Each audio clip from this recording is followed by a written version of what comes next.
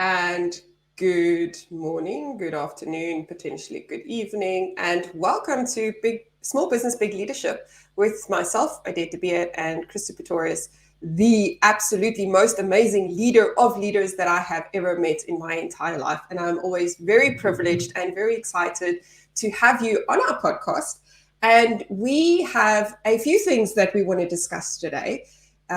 Progressively talking about a multitude of things as we do, because we are well-rounded, holistic individuals who are interested and do a multitude of things. But to kick us off, Christo, why don't you tell us what is the very first thing on our list today? Well, first of all, thank you, Odette, for having me once again. I really appreciate it. Always a privilege to speak to you and also to the people out there. It's a great privilege, great honor. The first aspect that we're going to speak about today, is how do you lead your team into constant growth and trying new things, especially, with the new technology, AI, Web3, those type of aspects. I think that's the first thing that we want to hit this morning. The first thing that comes to mind in my personal life and the people that I've experienced is there's this aspect of people are scared. They're afraid, they're unaware, they're not sure how things are working. And that brings, a couple of things in people's lives. And so I think that's the first thing that we have to maybe address is to just encourage people out there, do it afraid. You just have to jump in it. It's like, how do you learn to swim? Well, you can watch swim videos, you can read books, you can try all the theory behind it, but until you get down and into the practical, none of those things are going to happen. So I think as leaders, it's important that we understand this concept of just do it afraid. And then secondly, Odette, I'm a firm believer in you as the leader has to go first. You have to show the way, you have to lead the way, you have to lead by example. And so if you are going to be tentative and scared of new technology or new things in your industry, then that is going to filter through within your company, your organization, or whoever the people are that you are leading. So I really believe leading by example is a key aspect in achieving anything or even exploring any new possibility or opportunity. I love that. So I want to go back to the first thing you said, which was do it afraid. And I think many times we don't do things because we tell ourselves stories about why it won't work, why it's a bad idea, and all the things that could go wrong. And unfortunately, there is an insurer in South Africa that went on the what could go wrong kind of vibe. And it's an interesting ad. It's not something that I love, but we think about what could go wrong. And I wonder what would happen if we said, well, what could go right? Yeah. What are the possibilities of this thing? And I want to encourage leaders out there when it comes to learning new things and when it comes to encouraging your team to learn new things, and even for yourself, there's got to be some acknowledgement that we are going to be making mistakes, obviously. Yeah. So when it comes to, for example, using AI to streamline your business or for things to become more efficient, or your team is testing it, there probably will be a day where your team copy and pastes exactly what ChatGPT has said. They didn't filter it, and you will find afterwards that a customer tells you that ChatGPT was wrong or that there was some horrible mistake. And you know what? You just roll with the punches, because we learn from those experiences, and your team needs to know that it's okay to fail forward, because if they are too scared to make a mistake, they will never try anything, and your business will stagnate and suffer as a result of it. The second thing you said was to just jump in, and you only learn to swim when you actually jump in the water. And that's so true. I think about all the times, when you like scroll through Instagram and there's all these real quick videos about, oh, here's this Canva hack that I bet you didn't know. And then I scroll through it and I go, oh, that's brilliant. I'm going to remember this. Yeah, no. Because then I get to Canva and I'm like, what was that thing again? It seemed so simple. I can't remember. And I also don't bother go look for the video again. So then, whoops, I don't know. So the only way to know whether or not this is a good thing or to learn from this is to actually do it. Absolutely. And, the quicker you do it, I think the better. Last week, well, actually this week, it was this week, we were buying some fruit. And normally my wife, she cuts up all the fruit, especially the pineapple. And, she enjoys doing that. But she was busy with a new member in the family. And so it was my responsibility. And so the first thing that I did, I was like, hey, let me go to TikTok and just type in, how do you peel a pineapple? And secondly was a pawpaw, a pawpaw, a papaya. And so I just quickly type it in, and wow, there was like these great hacks. And I watched the video and I did it immediately. I tried it immediately, and it worked like a charm. Oh, And so I'm not going to forget that, because I didn't just look at the video, I actually implemented it immediately. And so I think a lot of times we shoot ourselves in the foot when we delay, that execution. And then it becomes, or people come to a place of stagnation where it's almost impossible for them to do something. There's so much information out there. And that with all that information, people are still not executing. So I definitely agree with you on that. It's to jump into it. On the first point that you also mentioned about, people are going to copy stuff directly from ChatGPT. It's been happening since the start of civilization. I mean, I even remember when I was in high school, I was thinking of a story as she was speaking. We were supposed to do an English assignment. And I mean, I was terrible at that at school. It was not my favorite subject. And so what I did is I used somebody else's creative work that they have done. But I was clever. I copied something from somebody that was not in my class, so that the teacher will not pick it up. But lo and behold, the person that I copied it from somebody else. And it turned out that there was one person that wrote this article, and about 6 or 7 of her friends copied it, and they were in different classes. And so the teacher, the way she picked it up is that we all make the same spelling errors in the whole thing. And so she asked me, like, did you copy it from this person? I said, no, I didn't. And it was the truth. I didn't. I copied it from somebody else, but I didn't copy it from that specific person. But people were copying work. People were doing plagiarism, since the beginning of civilization. And, we just got to realize that if we're always going to be afraid, like you say, we're not going to do anything. You have to step into that aspect. I believe if we lead by example, one of the things that as leaders, we have the ability to see ahead, is we can see what some of those problems might be, and we can already adapt to how we're going to address those things when it does happen. I was speaking to somebody last night on a coaching call that, busy with their business, and they're just trying to finalize, a couple more things. And I said to him, you can wait all you want, but the perfect time is never going to arise. You have to plan what you want to do, how you want to do it, and start laying it out. And then that execution will take place. So if you're out there, you're scared of technology, you're not sure if you need to try and test these things, the encouragement I can give you today is, first of all, lead by example, but then try and assess and look at what are the future problems that might arise, and just put some systems and structures in place that's going to counter that. So you mentioned something really interesting, actually, in your fruit story. And that is that sometimes your role changes when things change around you. And that's so true for leadership as well. There might actually be someone that you employ. Steve Jobs says, employ smart people. We should employ smart people to create products and services that wow the world, right? It's not employ smart people so that you can tell them what to do, because then what was the point of employing them? So basically what it boils down to is, when we have new things happening in the world, as we do all the time, as you so aptly mentioned, that sometimes means that we are complete novices in this new thing. And there might actually be someone who is a complete expert, which means that we need to change our role. Yep. And what does that look like in a leadership organization, or the leader of an organization who's now brought in this person who now knows a whole lot more about marketing and AI and this new thing and this new way of working than you, the leader?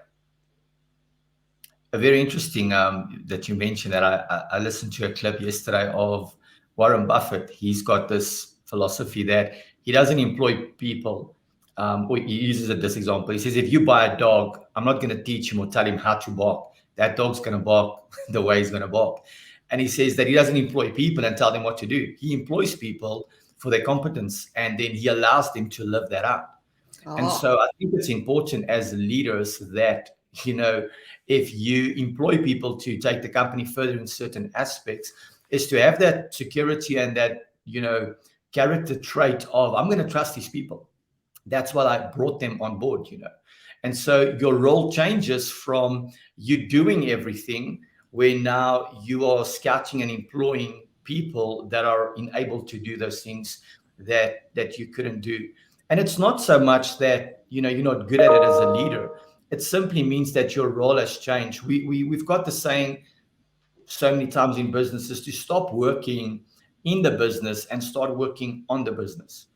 And I think that will be true for many years to come.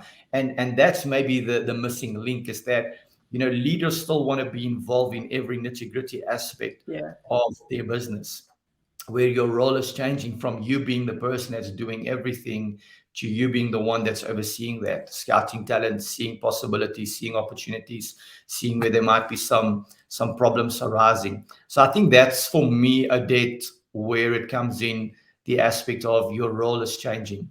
You might have started out being the best person in the business, but it's definitely, if you want to remain the best person, the know-it-all in the business, then all the best. Your business might not grow as big as you want it to grow.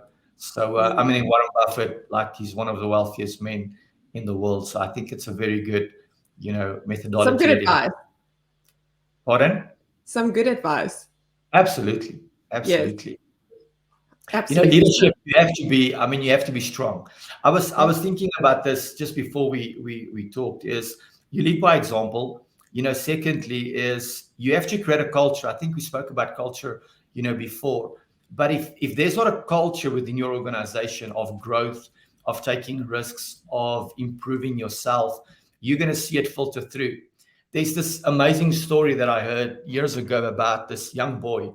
He was catching these crabs at the ocean, and he was putting them in a bucket, but there was no lid on the bucket. And there was this guy that came past, and he says, "Hey, young man, you need to put a lid on this bucket. These crabs are going to climb out." And he said to the man, he says, "No, just have a look, just stand there for a couple of minutes." And so what happened is, I can't remember the exact species of crab, but these crabs would climb on top of each other, and then one of the crabs will take his claw and put it on the brim of the bucket. And as it's about to climb out, the crab at the bottom will pull it down. And then next one on top, and they will pull him down. They will pull him down. And none of those crabs could ever get out of that bucket, because the one at the bottom would continuously pull the other one down, because they want to get out first. Where if they just allowed the one to get out and then pull everybody else up. And so the principle that I find there is the principle of culture. It is the way that those crabs just know how things are working. If one of them can take the initiative, and that's the problem within organizations. If we have a culture, or if you have a culture where you don't have innovation as a cornerstone and continual growth, personal development, then you're going to see that happening within your organization. So I think culture plays a vital part within an organization. And there are many ways that, obviously you can build on your culture and increase your culture. I think that is very, very important to have. And also creating a clear pathway. As a leader, it's important that you create the pathway. You give the direction of where you want things to go. It's actually a great, position to be in, being the leader within an organization, because you have the ability. I think John Maxwell says that, anybody can chart a course, but few people can steer a ship. And so as a leader, you have that opportunity to steer that ship into the direction that you believe it needs to go. Absolutely. I love that, because so that's for me one of the cornerstones of success, whether it's in life, whether it's in business. It really doesn't actually matter. If you are not clear, if you do not have clarity about where you're going and what it is you want to achieve, you can't take people on the journey. And at the summit, we talked about those 3 pillars of success and the foundation of a business, which is clarity in where we're going, clarity in who we are, clarity in how we are, accountability so that people know that it actually matters that you do your job and you do it properly, and consistency, because it's the cornerstone of any perfect or any memorable experience. There's nothing worse than showing up to McDonald's and getting your burger flopped to the one side, and then next week it looks perfect, and then next week it's terrible again. So it really is, it's interwoven and intertwined. And as much as this is a leadership podcast, I think there is a realization that everything is weaved together. If your leadership, and we actually had this conversation in the beginning of the summit, if you've got poor leadership in your organization, then kind of everything else just falls apart. Yeah. But to have good leadership means that you have to be clear, you have to be brave, and it actually starts with who you are as an individual. Leadership is not a title. Leadership is an opportunity to take people on a journey. Leadership is about who you are. And we opened up this conversation today with leadership means to be courageous. And it's an internal, intrinsic thing. It's not something that you're going to pick up from a bookshelf. You can't go and buy it at Kohl's or at Woolies. It's something you've got to have. And sometimes it means that you're standing in front of these people and you're shaking inside, but you are portraying courage and you're portraying fortitude, because that's what people need for you to lead in uncertain times. And if there's ever been an uncertain time, I think this is it. The world has gone crazy. Nothing is certain. You may or may not have a job. AI may or may not take your job. I mean, uncertainty is all around, and it's an opportunity for leaders to stand up and go, hey, it's going to be okay. We've got this. I've got a plan. And suddenly everyone's like, oh, wow. Yeah, okay, we can do this. That's right. You know, for many years, people were speaking about, thinking outside of the box. I mean, Odette, like you said, I mean, the world is going crazy. Some of the most, intricate facets of society is being challenged currently, and not getting into too much detail on those type of things. But, just think about it. Like, so many things are being questioned right now. Yeah. If we as business owners are not going to, I don't want to say question, but we need to ask the questions, because, if you question something, it's like you're doubting it. But asking a question is to dive deeper into something, so we have to start asking a lot of questions within our business. Once again, if the very facet of society can be challenged, and we as business owners are not even challenging our operating procedures or challenging, the vision we have, the mission we have, diving into technology, Web3, ChatGPT, AI, all these type of things, we will be left behind. Yes. And so we can take the negativity of what's happening in society and we can complain about it, or we can look at it from a different aspect and saying, listen, everything is being challenged currently. So let me also challenge myself and step into the new, step into the possibilities that might be out there. Just imagine if none of the fathers of years ago ever stepped out of their country, stepped out of their colony. They would have never discovered, the world that we have today. And so there's so much out there, but, it's possible that people are getting stuck because they're unsure, they're uncertain, they're scared. So this is the time to step out and to try new things. And if you fail, great. We all do. Let's keep going. Let's move forward. It's all about failing forward. And I know it's a bit of a cliche, especially if you've been to any leadership development program anywhere in the world. Everyone talks about failing forward, but it really is, because once you've failed, you know what not to do, and you have a really good story to tell about why you really should not do that. So, I mean, there are obviously risks. I had a conversation with an insurer on Wednesday who shared that in their business, in their world, there are things that are really life and death. And those are things that you can't afford to let fall over. But then there are things where, people jump up and down and you get this email and all emails are important and everything suddenly becomes urgent. But you've got to make that distinction between what is really life and death and what is not. And the reality is, for most of us, insurers set aside, there is very little that we can actually lose. Quite often, when there's a deadline or whatever, it's a self-imposed deadline. When there's, oh dear, if I said the wrong thing, then my whole world is going to fall apart. It's not entirely true. It's more like someone's going to come back and say, maybe you shouldn't have said it quite like that. And then you go back, you apologize, and you move on, right? There are very few things in life that are so devastating that you can't come back from. Now, there are things, and we won't talk about those things, but there are things and you must be aware of them. And my advice would be not to do those things. But the reality is we can't not live our lives because we're scared of what the outcome could be. What could go wrong is the worst question you should be asking yourself. What you should be asking yourself is, what could go right? Definitely. Donald Trump, I know obviously a lot of people like him, a lot of people don't. He's like Marmite. Well, I like Marmite, so I also like Donald Trump. I've been following his stuff and reading a lot of his books for many, many, many years. But he mentioned something in, I can't remember, one of his books, where he said that, he doesn't take risks. He says all of his risks that he takes are calculated risks. And when he said that, it was like, you know what, that brought so much clarity. He spoke about clarity. And maybe it's to help people is that, failing forward or, failing or trying new things, we're not saying here is that you take what works and you throw it out of the window and you go try something totally different. That's not what we're saying. If you have, like my grandmother, she passed away a couple of years ago, she had, in my opinion, the best milk tart recipe. Now, if you're not from South Africa and you know what milk tart is, you are missing out. But she had the best milk tart recipe. So I'm not saying change the recipe.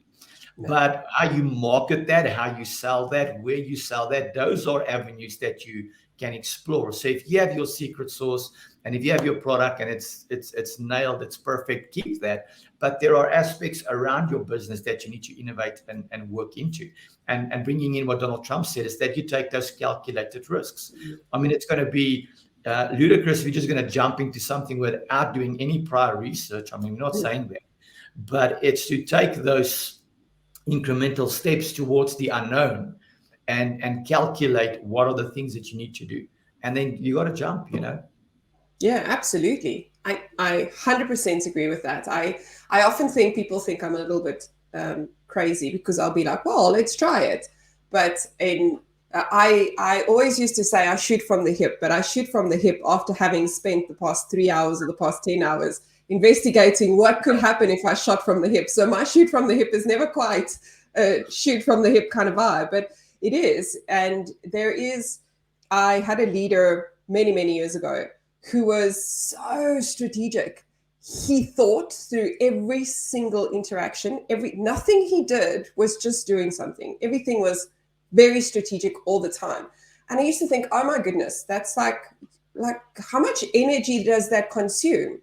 Yep. And yes, to some extent it does consume a fair amount of energy, but you become strategically fit, I think, because you start thinking through the possibilities and your brain starts working out how's this going to work and what do we do? And, and once you get into that habit, then you start operating differently.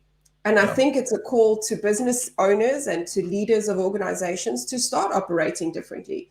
Yep. There is no time for us to be flippant. There is no time for us to really shoot from the hip. There is a lot at stake. And I know I just said there's very few things that are life and death, but there is a lot at stake. And we do have to pay attention to these things. And this is where you as a leader have to be courageous. You have to go test out this scary new technology and feel like an idiot. Because I know when there's new technology, I feel like an idiot. I sit there, I feel like a 2-year-old trying to figure out how my phone works. But at some point, I move from being a 2-year-old who's trying to figure out how this phone works to a 10-year-old who knows exactly how the phone works. Yeah. And then I can show you exactly how it works. But it takes courage to go, I don't know right now, but I'm going to find out. Yep. Odette, what would you say to a business owner that has, a fairly, large business? It's easy if you have, 3 employees to take risks because, if it fails, we all fails and it's great, we'll try again. But if you have, 50, people and families that are dependent on you, you can't just take those risks because it affects a lot more people.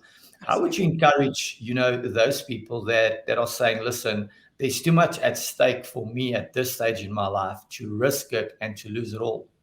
Oh, really, that's a fantastic question. So the reality is that if you don't risk it, you'll never know. Also, you potentially might end up shutting your business down because you were too scared to risk it. So then the next question is, how do we de-risk, or how do we manage the risk? So if you've got a large organization, risk management should be in your vocabulary, and it should be something that you are very comfortable with. And then it's about approaching those risks with a mitigated framework. In the organizations that I've worked with and guided before, which are also very large organizations, it's always about understanding what is your risk appetite and then creating frameworks around that so that you can manage the risk. So you can never create, and I know people are like, oh, bureaucracy is a pain in the butt. I get that.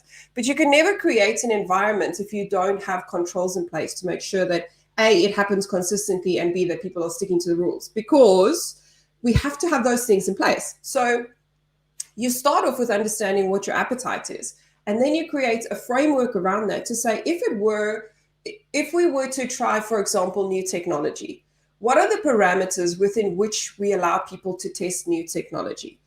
Let's use ChatGPT, for example. Let's use a large insurer who has a marketing team who needs to create marketing content. So ChatGPT has the potential of reducing your content generation time from hours of someone having to sit through thinking about the things that they need to say to seconds. Like, they can, ChatGPT or most of the AIs are able to create a strategy that is sound based on 2021. If you've got Bart, you could potentially search the internet and get the latest strategies. So they have access to content and information which your grad who studied at university does not have access to. In fact, a lot of the information that's currently being taught in university is obsolete. It's at least 10 years old. So university is not where you're going to find the latest information. So now you pop into ChatGPT, you want these people to use it. How do you let them use it? You say, guys, let's test it. And let's create a baseline or an experiment room kind of thing where we go and we test it, but we have parameters in place. So you can't copy paste, you can't use directly what you've gotten and just use it in our marketing. It's got to be tested first. We have to go put a process in place where people go and check whether or not it's factual or correct and it's not offensive. If it comes to language, if you're a large organization, you have to have a language standard. So what language do we use as an organization? And you make sure that aligns to your language, it aligns to your brand. All of those checks and balances must be in place. And then, people will come back and say, well, this is what worked and this is what didn't. Having said that, if you don't put a post-implementation review in place, then nobody is going to share with you the learnings. So you've got to get into the rhythm. Now, I get that sounds like, oh, but that means we have to have more meetings and that we have to have more processes and someone's got to document this thing. But what if you don't? What if you don't document it? What if you don't have the meeting? What if you don't have the conversation? You will never learn. You will never know what worked. Equally, you'll never know what didn't work. And you will keep making the same mistakes over and over again. You said it before in one of our conversations, you've got to slow down to speed up. And this is that slowing down to speed up in a corporate environment or in a larger organization environment. We have to be aware of the risks. We can never be risk-free. And once we are understanding of our risk appetite and we've got appropriate measures in place, then you can let your people go. That's why you have things like CAL limits or delegated authority. Those things exist because we are happy for Christo to make a purchasing decision up to $2 million. And when it's $2 million and $1, it's got to go to somebody else to sign off, because now we need a second person to test. You didn't employ an idiot, so you shouldn't treat them like idiots. Give them the rules, give them the parameters. We spoke about the lines on the road. There's the yellow line, there's the dotted line in the middle, and then there's a solid line, and you don't cross. If you give people parameters, they will operate in those parameters, because for the most part, people want to show up and do their best. They don't want to come and mess your life up. They really want to show up and do their best, and they want you to be proud of them. So equip them so that you can be proud of them. Absolutely. I like what you said, to build that framework of risk. That is so good. That is so good. I was thinking about investing. Whenever you want to invest, people normally ask you, are you going to invest aggressive or moderate, or do you just want to make sure that your money is going to grow slow, but it's going to be a safe investment? And I suppose that type of mindset and methodology is the same towards taking these risks in business. Absolutely. So thank you for sharing that. I think that is I made a note of this, building a framework of risk. I think that is something that we can definitely explore further on in the weeks and months to come, because whether we like it or not, change is coming, and we have to adapt. Charles Darwin had this quote. He says, "It's not the strongest of the species that survive, but those that are most adaptable to change." And so I believe, it's important that we realize that change is coming. It's inevitable. We need to adapt. We need to prepare ourselves, and we need to get ready for that. Absolutely. So, Christo, as we end off today's broadcast, what is your parting thought for business leaders, for organizational leaders, for parents around being courageous?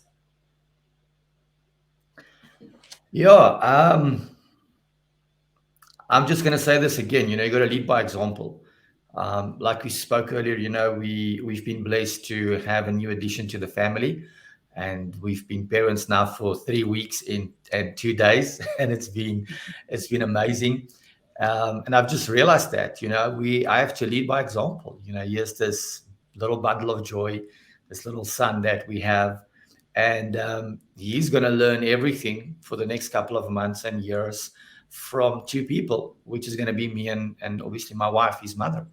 And so I have to lead by example. The way we talk, the way we do things, what we do, everything is going to be absorbed, and it's going to be reflected in his behavior. And so how I'm going to respond to situations and things in the next couple of weeks and months is going to be very, very important in his life and his upbringing. So I think that's definitely one thing. Secondly, is perspective. My brother visited from Cape Town on Monday night or Tuesday night, and he said something so profound, Odette. It really hit hard, because everybody's asking me, are you getting sleep? How's the evening going? How's the feeding going? And so for me, I've got this mindset that irrespective, I'm just going to enjoy whatever we do. Like this morning at 3:00, my son, he was just wide awake, blue eyes open. I just looked at him and I just smiled. I was like, this is so amazing. At 3:00 in the morning, I get to look at my son and, just talk to him. But my brother said this to me, and it really hit hard to me, or hit home. He said this: the nights are long, but the years go by so quickly. They do. And when he said that, it hit me. It's like, what? That is such a aspect of perspective. Is we can either complain about, the tough situation that we go through, and it feels like it's dragging on forever. And it's the same in business, where you have one bad call or one bad, aspect in your business, and it feels like this thing is dragging on forever, yet the years go by so quickly. Yes. And so I would just encourage you, whatever you have to do to get perspective on where you are, where business is, where your family is, more than ever, I believe it's important for men, for husbands, to stand up, to take the lead in their homes and lead their families well. We need it more than ever. If you just look at what's happening around us, it is the time for men to arise. It's time to man up. It's time to take the lead, and be the example, that you want to see in your family. So yeah, I think that'll be my parting thoughts. Lead by example and get perspective on where you are in life. I love that. Thank you so much, Christo. Well, there you have it. Perspective for me, it's yes, lead by example. Yes, it's perspective, but it's also be in the moment. I think if there's anything that kids teach us is to enjoy the moment for what it is and to be present. And I think that's probably one of the biggest challenges adults have. The older we get, the harder it is to be in the moment because we get so distracted. So thank you so much for joining us today. If you are watching the replay, then #replay. Remember to leave your thoughts and comments in the comment section on whichever channel you're watching us from. I just want to say a quick hey to Janine, who's joined us on LinkedIn, and Brenda, who's joined us also on LinkedIn. Have a fabulous Friday, guys, and we will see you next week with Janine, where we are going to talk all things marketing and business growth strategies. So have a fabulous weekend. See you soon. Bye.